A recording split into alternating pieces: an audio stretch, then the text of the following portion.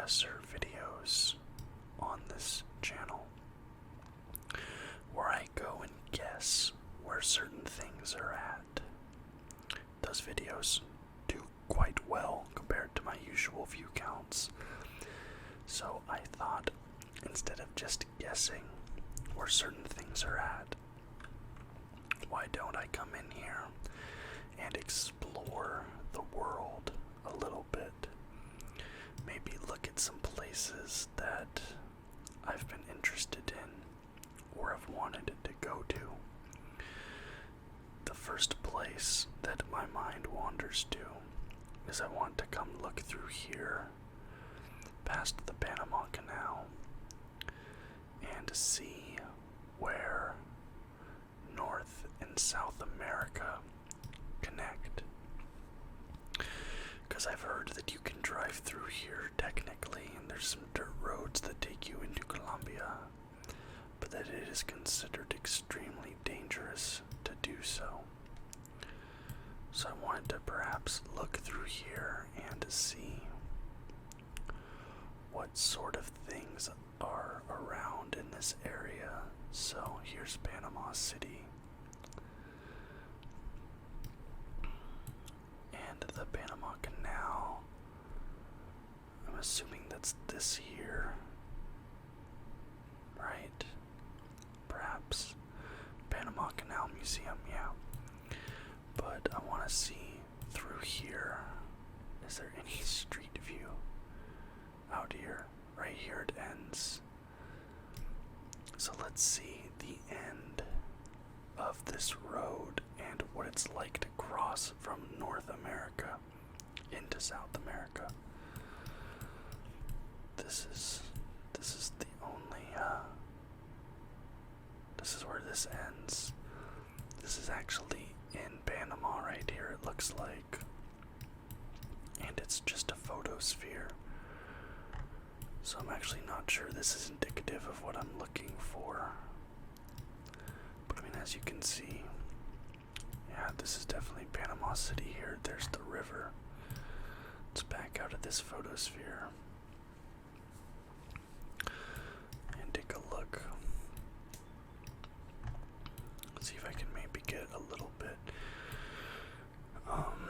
different idea. Oh, we're like all spun around right here. All spun around. There we go. If I take this, yeah, that seems to be. Are there little photospheres through here? There's one right there, it looks like. Unguia. But this has always been an interesting thing to me because I've always thought it would be cool to take a trip from North America to South America, like driving through or walking through. But I've heard that it is extraordinarily dangerous to do so. There's a lot of cartel out on the roadway and stuff. But look at this, you have this cool little town here. You have this little village, it looks like. There's a football pitch right there. Not sure what that is. Another football pitch. This is actually there's a nice looking little area right here. Maybe some sheep or something down there. Another football pitch. They're all over the place. So that wasn't exactly what I was hoping to see. I suppose the Google car probably doesn't go through there too much. What if we come up here to the top? Oh, this is not where I want to be, actually, I don't think. I think this is where I just was. Yeah, this is where I just was a moment ago. Well, unfortunately, I don't know, not really what I was looking for here. But I don't know, I always have this idea that that would be a really interesting, cool trip to take. I mean, yeah, like Medellin, but there has to be a way to get through from there to here, right? Like there has to be. Coming through here. I don't know, let's drop in like here. on this road near Dabeba, I believe is probably how that's pronounced, Dabeba. Around here in this mountainous area. This is actually a pretty nice looking road. This doesn't feel like a sketchy area to me. Got this sign here. Yep, 62 Antioquia. I'm not sure. But I mean, it doesn't look that bad to me. Anyways, what's another interesting location I can think of? Maybe these more northern parts of Canada up here, like Nunavut, that people don't really go to that often. Like what's going on right here on this island, this little craggy island here. Let's see. Got a nice photosphere. Oh wow. There's a lot of like quads, ATVs up there. It's really nice looking little pond thing. This is kind of interesting. Can we take a leap forward? Yeah, this definitely looks very tundric. Okay. There's this person recording a video of this woman talking up here. Here we have this guy, Mars Institute, SETI Institute, NASA. Wait, is this NASA doing stuff? Because that bike says NASA. That guy's bike says NASA. Are they perhaps doing like training for Mars in Nunavut, Canada? That's kind of funny.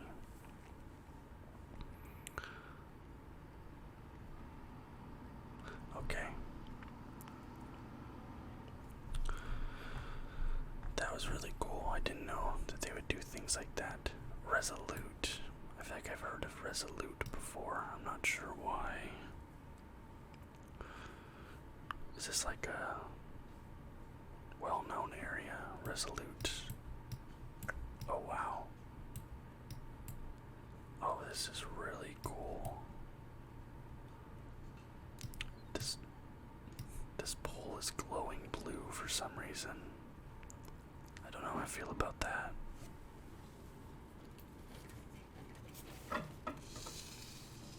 Hold on, I have to close my window really fast.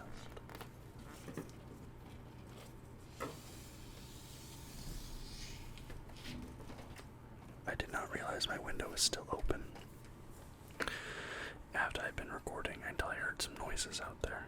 So, my apologies in advance. But yeah, look at this interesting blue glowing pole. That's kind of weird. Oh, but look, that might be a lens artifact because we see a little bit there and a little bit there. Yeah, look at these. I'm assuming this is like a research area or something. I don't know, maybe this is a town, but this strikes me as more of a research area, perhaps. Now, researching what, I'm not sure, but that's what I think of. Resolute Bay Airport. Now, where is this? This is Cornwallis Island. That's in Nunavut. Now, I saw a place up here, I think, called like Fort something. Where did I see that? I don't know, it's called like Fort something. Wow, there's a national park up here. I can't imagine too many people go up to that national park. Now here's the Northwest Territories. I thought there was like this big forest up here. Like this big national park, and there's a lot of people who have been found beheaded in this national park up here. Hold on, let me look up real quick. I'm just gonna Google it real fast on my phone. Canada National Park. Be heading. Where is it? Nahani Valley. Oh, that's right here, Nahani Valley. So a lot of people have been found with their head cut off in this national park. People aren't, they don't really have a good explanation for it. Some people give supernatural attribution. Some people think it's just, a serial killer or something. But yeah, this park right here does kind of have a dark, haunting history a little bit. And because of that, I've always thought it would be kind of neat to come in here and explore this national park, because I'm an insane person. The Canadian Heritage River System, South Nahani River, January 1997. That's an absolutely, look at that. That is beautiful. I would love to have my head cut off in this park. I think that'd be quite nice. Let's explore this option here. This is Voyager.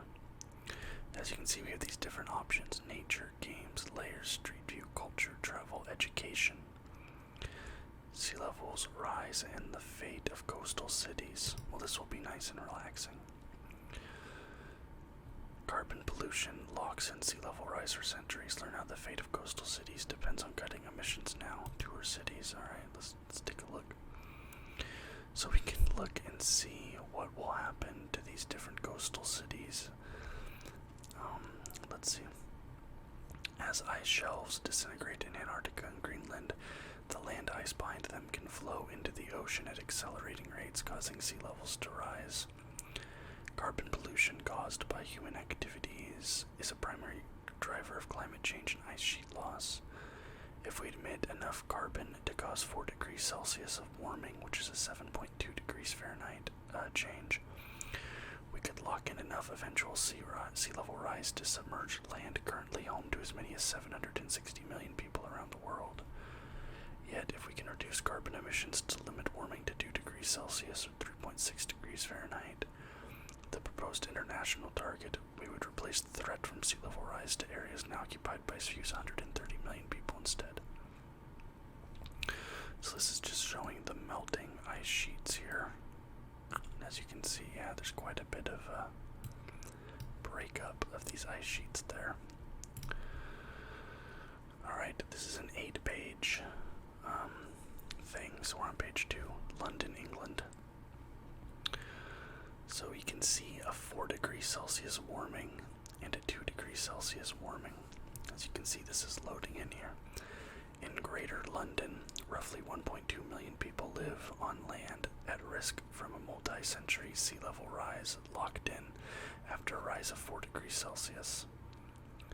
Depending on the emissions path we set over the coming decades, if we can reduce emissions to limit warming to 2 degrees Celsius, we would reduce the threat from sea level rise to areas now occupied by about 733,000 people. Birthplace of the Industrial Revolution, Great Britain has long had to cope with the consequences of burning coal and other fossil fuels. In 1952, the Great Smog of London killed an estimated 4,000 people and made 100,000 ill. Today, this global financial center faces a new formidable problem from fossil fuel use, sea level rise. Situated along the Thames River, London relies on the Thames barrier to protect from flooding. Unfortunately, climate change poses a serious risk to the city's defenses by exacerbating storm surges. So this is what it's going to look like with a 4-degree warming. And this is 2. Oh yeah, you can see it definitely. 4, see the levels.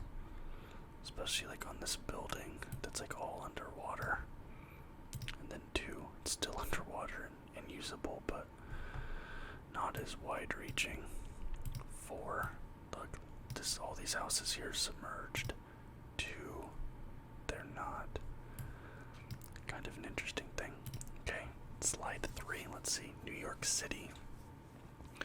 Another place I've never been, so kind of hard for me to visualize this. Oh wow, that's definitely noticeable.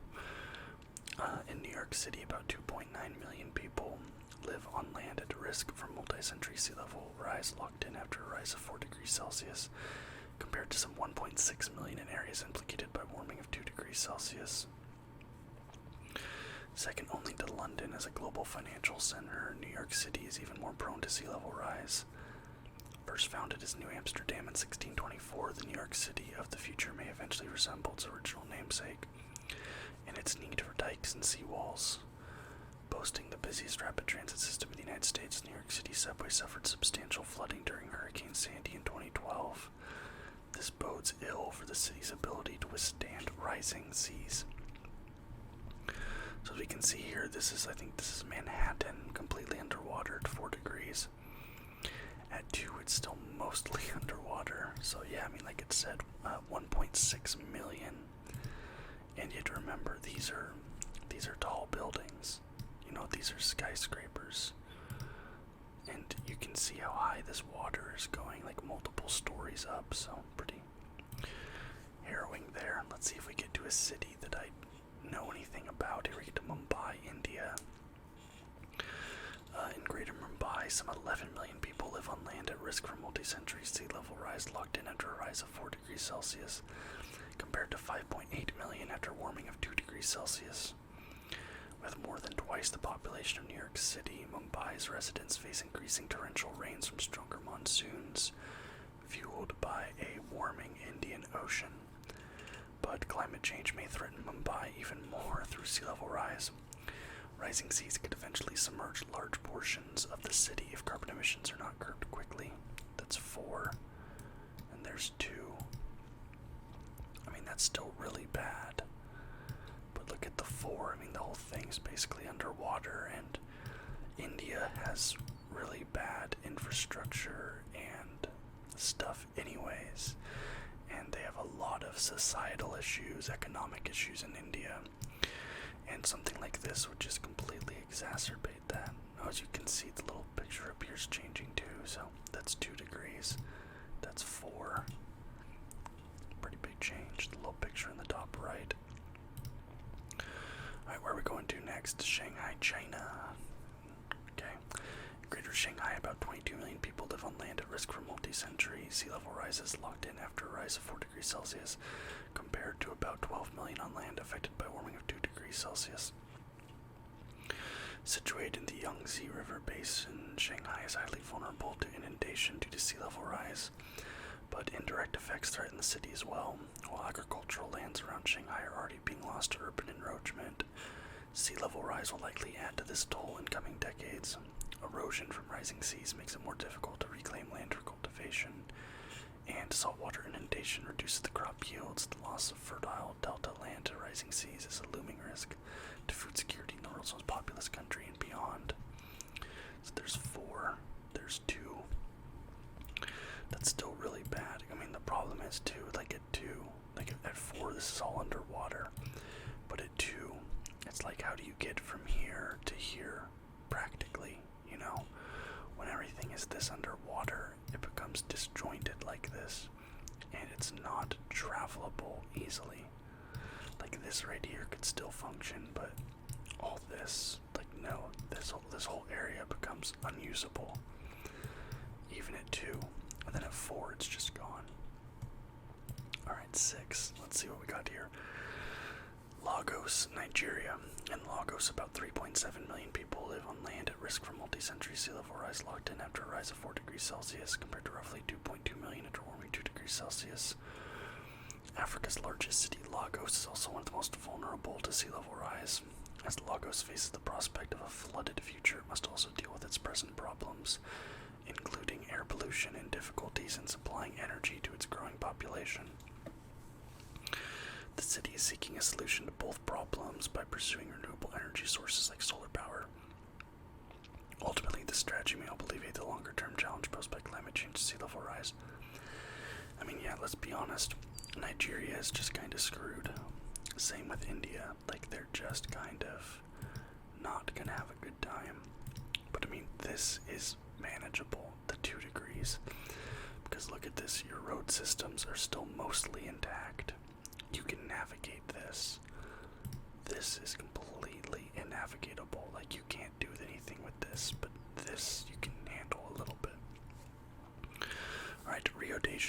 Brazil. In Rio De Janeiro, roughly 2.4 million people live on land at risk from multi-century sea level rise, locked in after a rise of 4 degrees Celsius, compared to 1.3 million after a warming of 2 degrees Celsius. A UNESCO World Heritage Site, Rio de Janeiro is home to the largest Art Deco statue in the world. The 30-meter-tall Christ the Redeemer stands high atop Corcovado Mountain, overlooking the city of Rio and the sea. Many other parts of Rio, however, are prone to rising waters, so while the Redeemer would survive, areas it overlooks could eventually be submerged. The cultural inheritance of this city and countless others depends on how quickly we impact climate solutions. Here's 4. There's 2. I mean, 2 is actually really manageable. Because look, you're seeing this Candelaria church. Here, unusable. But here, you can actually still walk around the city and do things. So if they could get to 2 degrees, I feel like Rio de Janeiro would actually be in kind of a decent spot. Not their coast. That coast gets pretty messed up, but the big city proper there, this is definitely manageable for them. Alright, finally San Francisco. So this is a place I have been. In San Francisco, about 596,000 people live on land at risk for multi-century sea level rise, locked in after a rise of 4 degrees Celsius, compared to some 395,000 on land threatened by warming of 2 degrees Celsius. San Francisco has long been a symbol of resilience. In 1906, the city was rocked by a magnitude 7.9 earthquake, and the fire that followed destroyed almost the entire city. Rising from the ashes of that disaster, San Francisco recovered to become one of the most popular destinations in the United States. More than 100 years later, we now ponder what San Francisco might look like in a warming world, and what it would take to prevent and prepare for those changes. I mean, yeah, San Francisco is like the whole San Francisco Bay Area is one of my favorite places in the entire United States to visit. Absolutely beautiful area. I love going there. I mean, even at 2 degrees, they're screwed a bit. Like, a lot of this stuff is like historical buildings and stuff down here, but 4 is really bad. Okay, let's maybe try to find something a little bit lighter. I wasn't expecting to go down this rabbit hole, but time-lapse in Google Earth, 3D imagery in Google Earth, great hikes around the world. Look at some games, archaeological sites, U.S. presidents. Okay, what's a U.S. president's quiz gonna be? I'm actually kind of interested. Like, this is a Google Earth quiz about the presidents. Put your presidential history knowledge to the test. Let's go. Question 1 of 9. Who was the first president to live in the White House? Was that John Adams? Correct. It was. In 1800, President John Adams and his wife Abigail moved into the White House while it was still under construction. Look at that. Wow. I love the architecture of the White House. I always have. Question 2 of 9. Which of the following states is not the birthplace of a U.S. president? Nebraska. Wrong. Wow. Although Abraham Lincoln had a childhood home here, Indiana is one of the 29 U.S. states that has yet to produce a commander-in-chief. Yeah, I did think Abraham Lincoln was born in Indiana, so that's why I didn't pick that, but very interesting. Okay. Question 3 of 9. In which country did President Herbert Hoover live before entering politics? I think he lived in Germany. No, he's in China. Wow. Hoover worked in the mining industry in China and was based in Tientsin, modern-day Tianjin, when the Boxer Rebellion broke out in June 1900. I'm assuming this is Tianjin. This is a really beautiful spot right here. I would love to visit China someday. It's definitely on my bucket list. Alright, next, what do we got?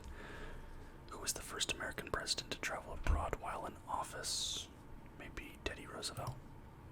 There we go. In 1906, Theodore Roosevelt traveled to Panama to view the construction of the Panama Canal. Funny, we were just talking about Panama earlier.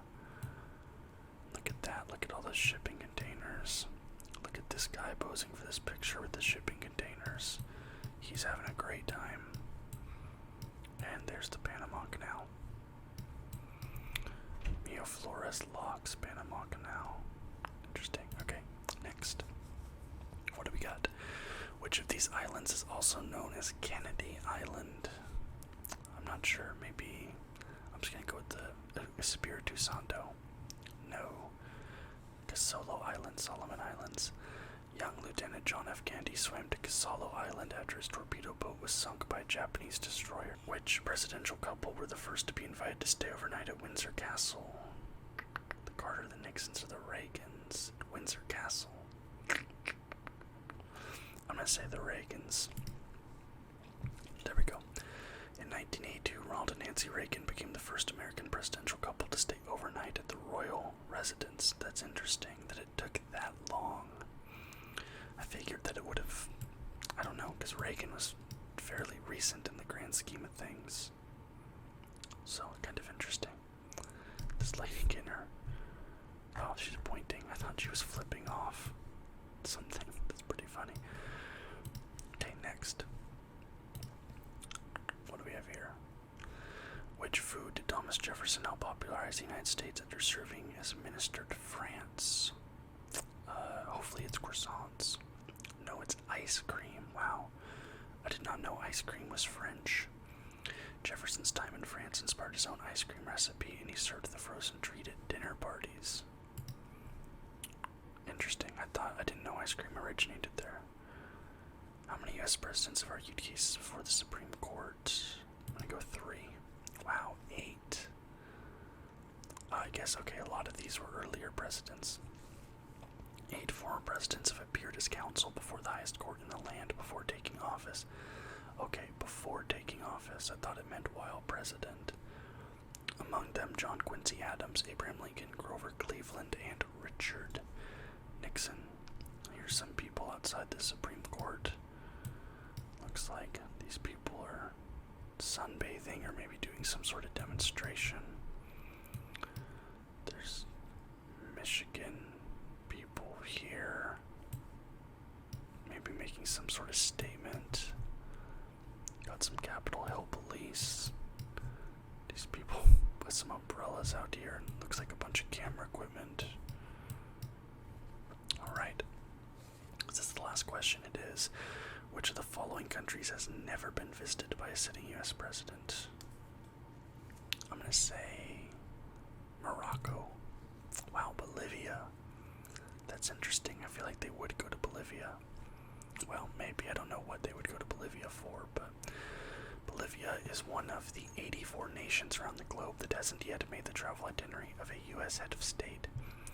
That's kind of weird to me. 84 places that a president has never been. I feel like they should have been everywhere by now, right? I did really bad. I got 3 out of 9. And apparently that is me being an outstanding observer. I don't know if I'd agree with that, but I'll accept their compliment. So, anyway, something a little bit different today. Thought this would be a cool thing to try out. I haven't messed with Google Earth in who knows how long, and I wanted to see how it had changed, kind of look at some things around the world, and yeah, I hope you guys enjoyed this. If you did, I'm totally open to doing something like this again in the future. If you liked the video, please leave a thumbs up. Subscribe to the channel for more content just like this every single day, and until next time, guys, bye-bye.